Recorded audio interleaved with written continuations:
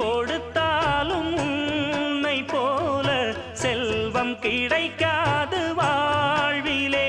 புள்ளிமானே தூங்கும் மயிலே என்னை மறந்தேன் நானம்மா.